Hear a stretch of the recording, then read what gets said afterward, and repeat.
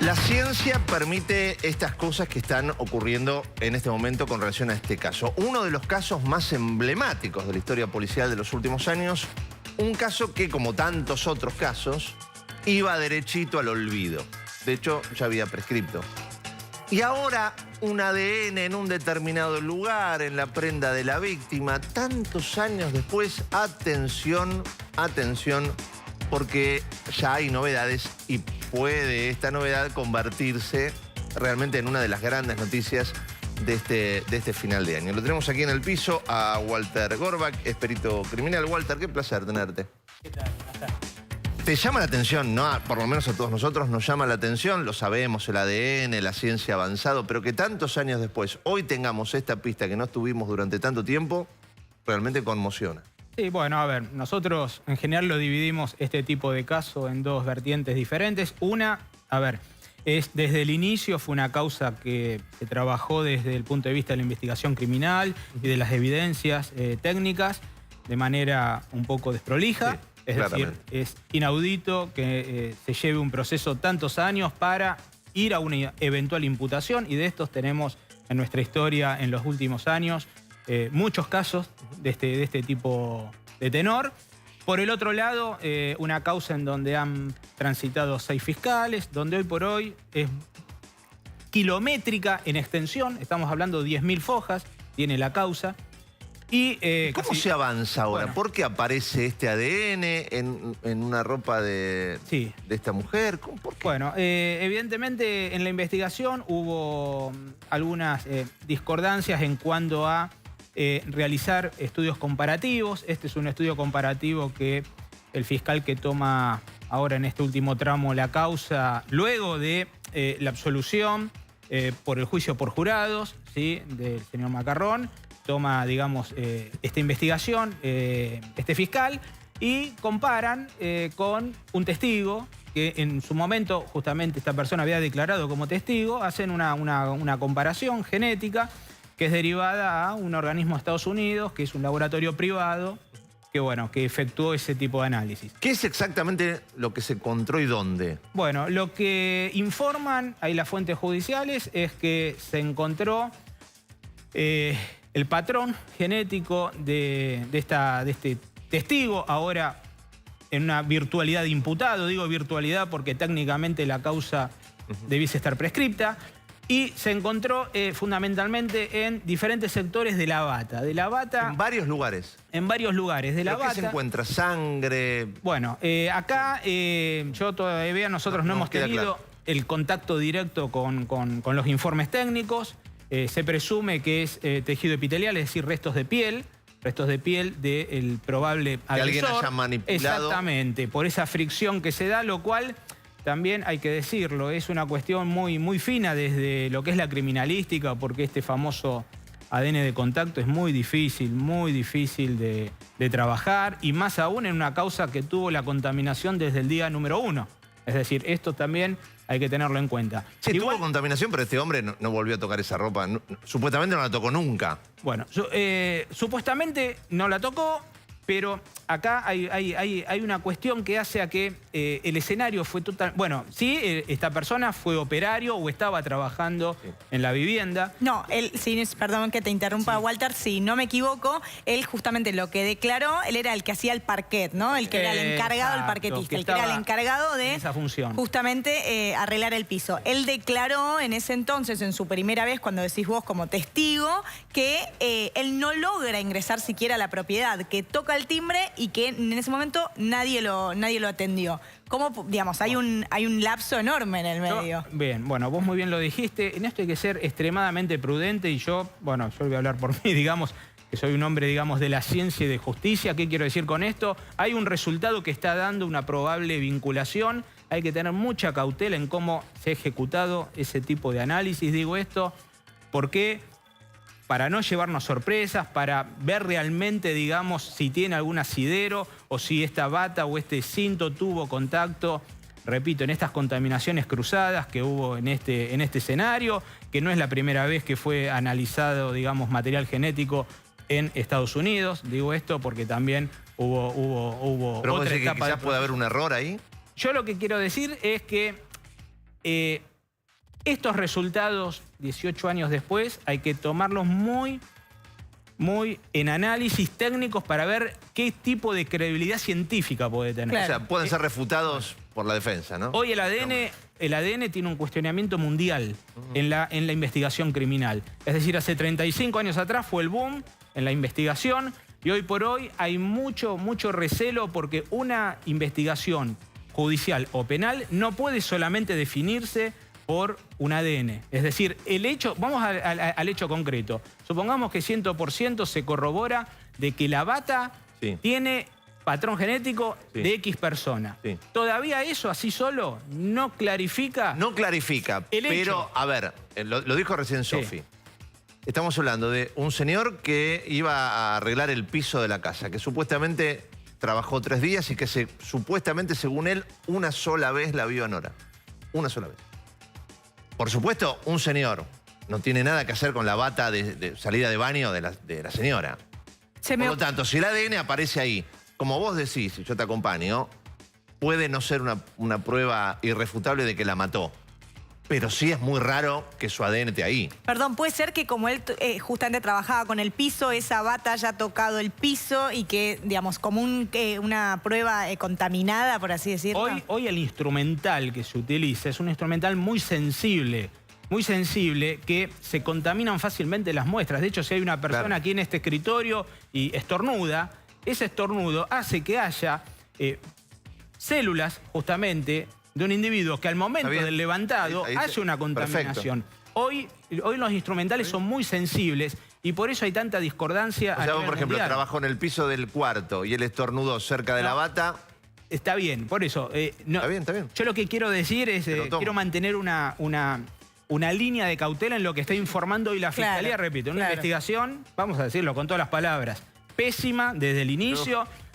A mí me toca, bueno, yo soy docente en la Facultad de Derecho de la Universidad de Buenos Aires hace 22 años y cuando fue el inicio de este hecho era uno de los elementos de estudio que nosotros teníamos y desde el inicio, desde los primeros meses ya perfilábamos de que no iba a tener muy buenos resultados. Entonces, digo la cautela. La investigación está dando algo, esto tiene que ser corroborado, el eventual imputado tiene que corroborar esta evidencia y además de todo esto, que ya no se va a hacer por una cuestión de prescripción, debiese ejecutarse un juicio oral en el cual estén todos los resortes de los derechos y que si hay un responsable tenga una sanción. Pero en este caso, repito, estamos en una prescripción. Sí, claro.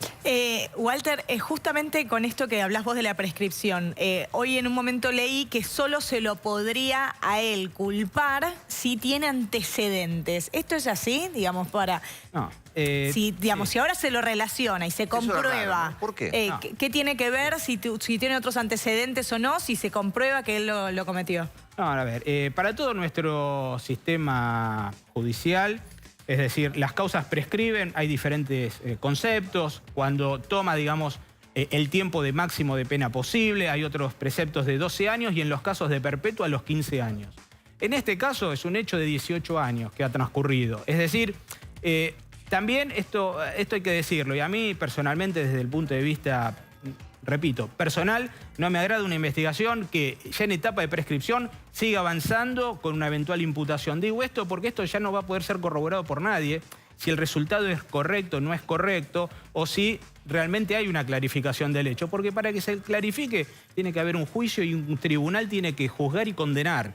No alcanza con... una eventual evidencia que tenga una correspondencia, en este caso, digo, con la bata. Digo, para poner las cosas para cualquier caso. Digo, ahora, ¿había alguna suerte de sospecha por parte de la familia con relación a este hombre? Porque la familia, tengo entendido, lo pone a este hombre en una lista de personas a estudiar. Porque habían estado allí en el entorno de Nora, ¿no? Entonces, digo, vuelvo a esto que tan bien señalás. Qué causa mal llevada, ¿no? Tantos años después, vos fijate, ¿no? No es un éxito, es una vergüenza que a esta altura aparezca una línea que ojalá termine en la verdad, que es lo que todos queremos. Pero que tanto tiempo después... Estas cosas, yo comparto todos tus conceptos porque en realidad tienen que servir para reformular ciertos procesos, tener otros recaudos investigativos. realmente es una vergüenza a nivel mundial de que esta causa en 18 años, por más que, repito, sea el resultado correcto, que podría o no ser el responsable, ya esto es una discusión secundaria. Pero esto no puede ocurrir, porque acá está fallando el sistema para la familia de Nora Dalmazo y para el resto de la sociedad, porque a todos nos incluye estos fracasos. Y se puede pasar el paralelismo a Belsunce, se puede parar el paralelismo a María Cash, que todavía no hay una resolución en tantos años, se puede trazar un paralelismo a lo que en su momento ocurrió con María Soledad Morales hasta que después se aclaró. Y ahí podríamos hablar de múltiples causas en donde hay que ajustar, digamos, los elementos investigativos y que realmente trabaje la gente que esté capacitada en las circunstancias. Por ahí también hay algo que ahora con el diario del lunes decimos, está bien que estas causas prescriban este tipo de justamente causas de este tipo, de esta magnitud. Al contrario, ¿no creo que con el paso del tiempo por ahí justamente sirve para aclarar más los hechos? Bueno, es un buen planteo el que haces y al menos yo desde mi visión académica adhiero a que es correcto que haya un plazo de prescripción y te voy a explicar el motivo. ¿Por qué? Porque esto obliga al Estado a reformularse y replantearse los sistemas de investigación y para mejorar, porque si no hay plazo, es decir, y vale el investigar a 30 o 40 años, no se investiga más. Claro, se hace muy laxo. Entonces tiene que haber un plazo y no solo el plazo.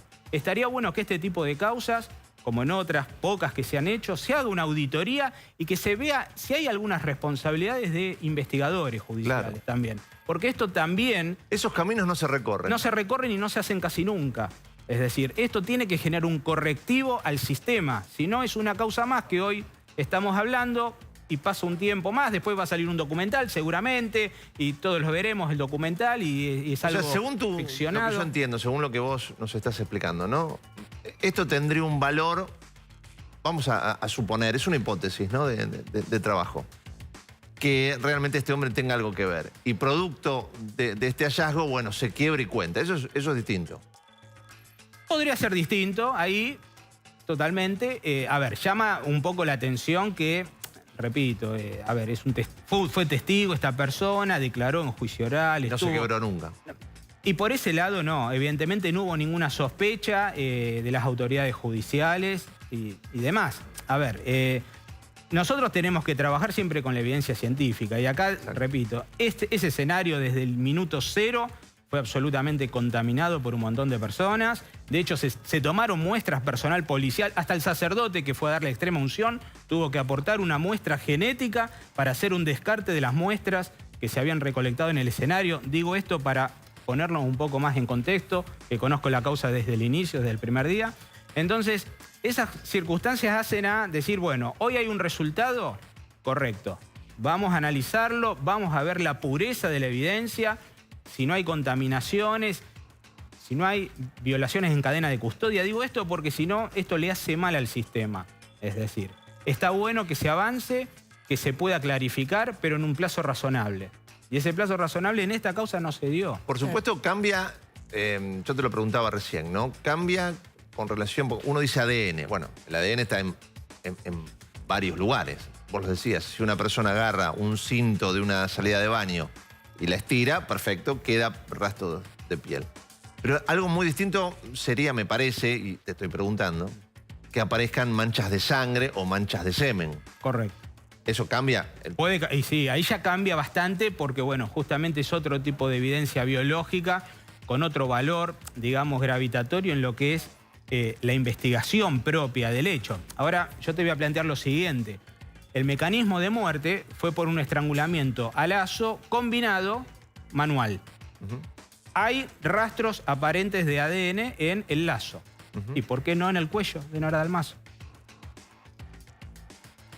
No sé, son planteos. Claro. Entonces digo, esto porque traer la evidencia del ADN es muy peligroso solamente. Y digo porque hay muchos estados que son los países de punta en la investigación criminal. Hoy por hoy el ADN está ultra cuestionado y se van a las evidencias físicas más históricas, ¿sí? De recolectar en los escenarios o de la verificación en la investigación criminal. Hoy el ADN sufre muchas contaminaciones, hay contaminaciones propias de los laboratorios, está la contaminación cruzada, la hipersensibilidad de los instrumentales y después la valoración que hacen los peritos también, porque esto es valorativo.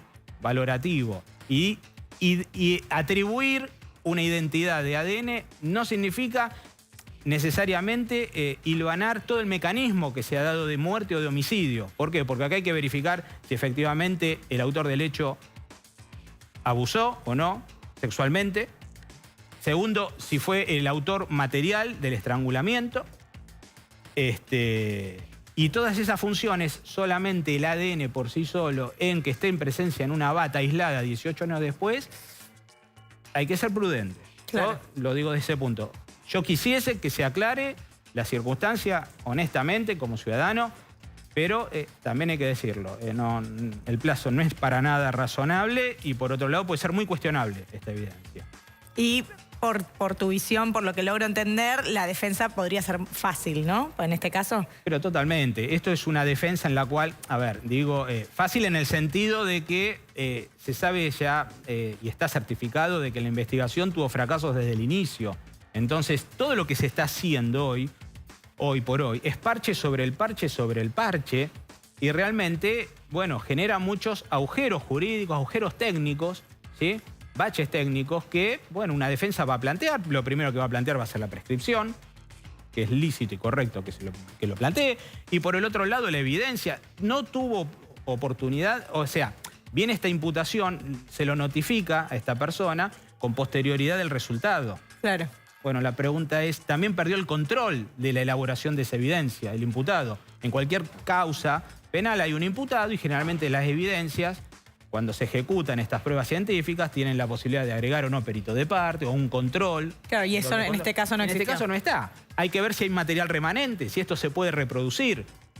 Si se puede reproducir, ¿dónde? ¿En qué laboratorio? Bueno, todo esto es seguramente un tema... Por supuesto, si este tema nos lleva a la verdad, aplauso, medalla y beso a todos los que han trabajado, ¿no? Pero si esto termina en una bomba de humo, digo, qué daño para la familia, ¿no? Que vuelve a tener una esperanza y se diluye todo, ¿no? Sí. Realmente la familia, por supuesto, es la primer perjudicada de toda esta circunstancia, pero yo lo hago también un poco más extensivo porque es el sistema. Acá está fracasando un eje investigativo, digamos, que no debe fracasar. Y estamos diciendo en uno de los delitos quizás más severos. ¿Qué es lo que debería cambiar para vos, Walter? ¿Qué es lo que debería cambiar? Bueno... Empezando. ¿Tiene tiempo en el programa? No. Un papiro. Walter, espérenos un segundo, porque nos vamos a ir a Córdoba. Allí está Jimena Pérez, con uno de los peritos que ha trabajado en este caso. Jimena, querida, adelante. El gusto de saludarte. Mira, algo muy importante ha sucedido en la provincia de Córdoba, como ustedes están hablando, ¿no? Pero queríamos tener también la otra parte importante, porque estamos con Daniel Zavala. Daniel es el bioquímico que estuvo ahí en la escena del crimen. Es la persona que estuvo también sacando pruebas que ahora son utilizadas también en esta investigación. Daniel, usted fue muy importante en el caso de Nora Dalmazo. ¿Le sorprende lo que ha sucedido en estas últimas horas? ¿Qué nos puede decir? Sí, últimamente, o sea, el año pasado terminó el juicio y uno ya pensaba de que no iba a continuar más el tema. Pero bueno, hoy resurgió la noticia del hallazgo de un ADN de un sospechoso y puede llamar la atención o no, pero el tema es que para uno que intervino, estuvo en el lugar del hecho, no fuimos muchos los que estuvimos. Como bioquímico fui el único bioquímico que estuvo en el lugar del hecho y creíamos que ya había terminado ya el juicio y había quedado sin culpable, a pesar de todas las muestras que hemos encontrado, ¿no es cierto? Porque las muestras fueron del momento del hecho, eso lo corroboró el médico forense, que las muestras que se levantaron en el lugar del hecho eran inmediatas previo a la muerte de la víctima. Y eso se demostró, pero después las muestras esas fueron llevadas al FBI. Primero se determinaron que se hicieron en Córdoba, acá dio todo negativo por los colegas míos, y una fracción de muestras se enviaron al FBI y al cabo de unos años vinieron con un nombre y apellido, o sea que había muestra de semen en las muestras que levantamos y tenían nombre y apellido. El tema es que, bueno, por alguna causa, los fiscales que intervinieron en el expediente desestimaron todas las pruebas. Claro, eso nos llama la atención, ¿no? Después de tantos años se vuelve a hablar de este caso, hay una persona que ahora es apuntada, ¿no? Como el presunto asesino del caso de Dora Dalmazo. Hoy ha sido un revuelo, especialmente, bueno, la familia, enterarse de esto, que tal vez ya se había enterado y hoy se hizo oficial esta información. Sí, por otra parte, sí, es llamativo porque al cabo de 18 años de ocurrido el hecho, que hayan empezado a peritar, o se empezó a peritar creo que el año pasado o este año, después de 18 años, las muestras se levantaron en el momento del hecho, en el lugar del hecho, y no fuimos muchos los que entramos a ese lugar. Y las muestras se peritaron y, o sea, lo que llama la atención acá es que se haya empezado a peritar a los 17 años esa muestra. Estando las pruebas desde el minuto cero, ¿no? Eso se puede interpretar como que han estado buscando, al no haber encontrado culpable en el juicio, que se haya empezado a buscar por otro lado, pero las pruebas estaban ahí. Gusti, él te está escuchando, ¿eh? Sí, Daniel, qué gusto tenerlo. ¿Cómo le va, Gustavo Tubi, aquí todo el equipo de TN Central? Me quedé pensando en esto que decía usted, ¿no? Las pruebas estuvieron siempre y los fiscales las desestimaron. Y usted desliza por allí, vaya uno a saber por qué lo hicieron, pero lo hicieron, ¿no? Y aquí con otro perito hablábamos sobre la responsabilidad de esta gente, ¿no? Porque siempre vamos a la causa, pero digo, aquellos que desestimaron, ¿no? ¿Por qué? Si las pruebas estaban ahí, como usted dice. Sí, realmente.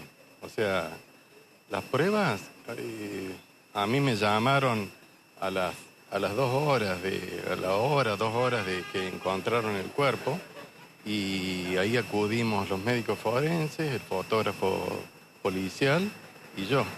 Y ahí actuamos y levantamos las muestras sobre el cuerpo de la víctima. Esas muestras... ¿Y no hubo ninguna contaminación posible en ese momento? ¿Usted no cree que se pudo haber contaminado? No, ningún eso? tipo. ¿De ningún tipo? No. Se demostró que no porque después de un tiempo nos extrajeron sangre a todos los que entramos a la casa, que al final habíamos sido, yo también me sorprendí por eso, que éramos como 30. Nos hicieron el ADN, se compararon los ADN y no había ningún ADN extra o del aportante sería. Daniel, Estuvimos trabajando ahí. ¿cuánto hay que confiar en una prueba de ADN de estas características? El ADN es irrefutable. En las muestras que levantamos en el lugar del hecho, el médico forense hizo un informe contundente de que la víctima había tenido relaciones sexuales en el momento de la muerte, previo inmediato. Y las muestras que levantamos, también con los forenses, se dictaminaron científicamente, no es que sea un capricho, pero científicamente yo dictaminé en ese momento que era semen. Y esas muestras después se condicionaron para ser peritadas por Córdoba.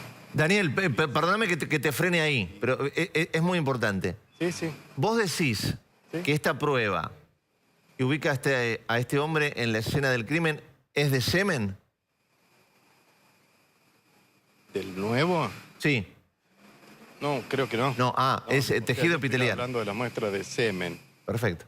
Digo, para no confundir. Sí, o sea, lo que se encontró ahora es, en el lazo, es como si esta persona hubiera agarrado el lazo con la mano. ¿Eso es? Claro, sí, sí. Son muestras que lo que dicen, que yo lo único que sé es por ustedes, por la prensa, es que había muestras de ADN en el lazo y creo que había un cabello.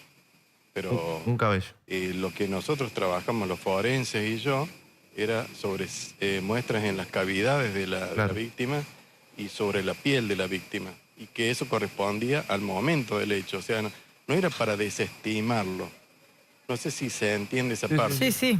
Y no era de 3 días antes esa muestra. Era una prueba contundente. Era del momento previo inmediato a la muerte. Claro. Y más en una persona que según el expediente, yo no la conocía, más vale, que era una mujer de extrema higiene. O sea, no puede tener semen 3 o 4 días teniendo esa conducta higiénica y aparte habiendo nadado 1 hora, según el expediente también, en su pileta de su casa, se baña y después se va a cenar con las amigas. Claro. Y al día y medio la encuentran fallecida. Exacto. Daniel, lo tenemos aquí a Walter Gorbach, que es perito. A mí me gustaría que ustedes charlen, se pregunten. ¿No lo estás escuchando, Daniel? No, Ay, no qué escuché lástima. No, ahora Qué lástima que no lo estás escuchando, ahora porque ponemos acá seguramente con el tendrías así retorno. alguna pregunta más específica. Te cuento, Walter, que lo que está planteando Daniel, que me parece absolutamente lógico y atendible, ellos recabaron muestras de semen en el cuerpo de Nora y no entiende, Daniel, por qué ¿no? Eso se desestimó. Vos fíjate, si no se hubiera desestimado, hoy por hoy quizás podías cotejar, ¿no? Una cosa con la otra y realmente la situación podría ser mucho más contundente de lo que es ahora. Realmente, Daniel, te agradecemos, me parece muy importante, ¿no? Tu testimonio, sobre todo allí, que viste la escena, que nos podés contar que allí no hubo contaminación. Vuelvo a esto, ¿no? Es importante saber que se trabajó, según vos, muy bien desde la parte pericial. Sí, y aparte son todas pruebas científicas, no es que sean algo que no tengan fundamento científico. Está todo corroborado científicamente. Y aparte lo corroboró el FBI. O sea, no es solamente que yo haya dicho, sí, yo encontré semen y después... En Córdoba, sí, porque no encontró nadie semen. Sí. Pero las mismas muestras mías fueron a Estados Unidos y vinieron con nombre y apellido. Y con ese nombre y apellido sirvió para sobreseer al hijo de la víctima. Imagínense la importancia que para una cosa, para sobreseer al hijo que estaba imputado, sí sirvió la muestra mía. Y cuando se hizo el juicio, uno de los fiscales desestimó eso, se apoyó en los bioquímicos que dieron todo negativo y cambió la carátula a que tenía que ser un sicario. Como dio todo negativo, tenía que ser una persona externa.